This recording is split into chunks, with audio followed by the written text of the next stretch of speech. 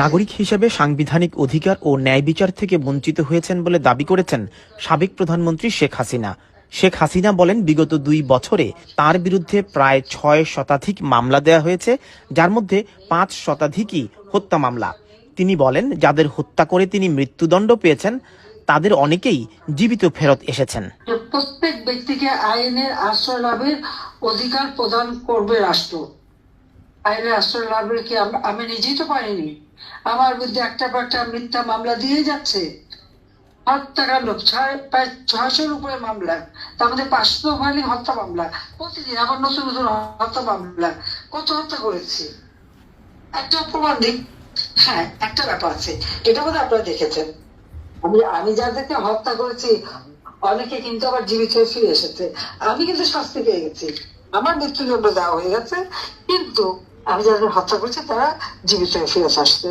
সোমবার আইন সহায়তা পরিষদ যুক্তরাজ্য আয়োজিত 15ই আগস্ট শোক দিবসের অনুষ্ঠানে প্রধান অতিথির বক্তৃতায় টেলিফোনে সংযুক্ত হয়ে এমন মন্তব্য করেন ভারতে অবস্থানরত বাংলাদেশের সাবেক প্রধানমন্ত্রী শেখ হাসিনা। আর্টিকেল 35-এ লেখা আছে তো যে প্রত্যেক অভিযুক্ত ব্যক্তির জন্য স্বাধীন ও নিরপেক্ষ আদালতের ন্যায্য ও প্রকাশ্য বিচার নিশ্চিত করার সাংবিধানিক অধিকার স্বীকৃতি দেয়।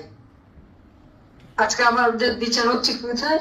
যেখানে যুদ্ধ অপরাধীদের বিচার, সেই কোটি বিচার আমাদের হবে। মানে আমি যুদ্ধ অপরাধীদের বিচার করেছিলাম, তার প্রতিশোধটা নেওয়া হচ্ছে এবং মৃত্যুদণ্ড আর প্রত্যেক এসে 10 কাঠা জমি কেনার জন্য 35 বছর না 34 বছরের সাজা হয়ে গেছে আমার। ব্যারিস্টার মনিরুল ইসলাম মঞ্জুর সভাপতিত্বে ও ব্যারিস্টার সঞ্জয় কুমার রায়ের সঞ্চালনায় পূর্ব লন্ডনের রমফোর্ড রোডের আইভি ভেন্যুতে আয়োজিত সভায় আইনজীবীরা জানিয়েছেন, আগামী ডিসেম্বরে শেখ হাসিনার মামলা লড়তে যুক্তরাজ্যের কিংস কাউন্সিলর সহ শতাধিক ব্রিটিশ আইনজীবী বাংলাদেশে আসার প্রস্তুতি নিচ্ছেন। ডিসেম্বর মাসে আমরা নেত্রীর সাথে 100 জন আইনজীবী একসাথে বাংলাদেশে যাব, এবং এ যাওয়ার অর্থ হচ্ছে, আপনারা জানেন, জননেত্রী শেখ হাসিনার দেশ থেকের পর বাংলাদেশে খুন, দর্শন, নির্যাতন, অত্যাচার, নিপীড়ন এবং আইনের শাসন বলে এখন আর কিছু নেই। এমতো অবস্থায় আমার দেশ এখন একটা মৃত্যুপুরী।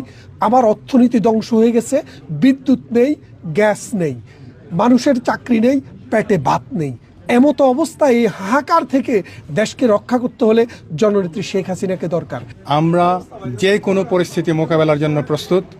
নেত্রী যদি যায়, নেত্রী সবচেয়ে আগে যে সমস্যাটা ফেস করবে সেটা হচ্ছে লিগ্যাল চ্যালেঞ্জের মুখোমুখি হবেন।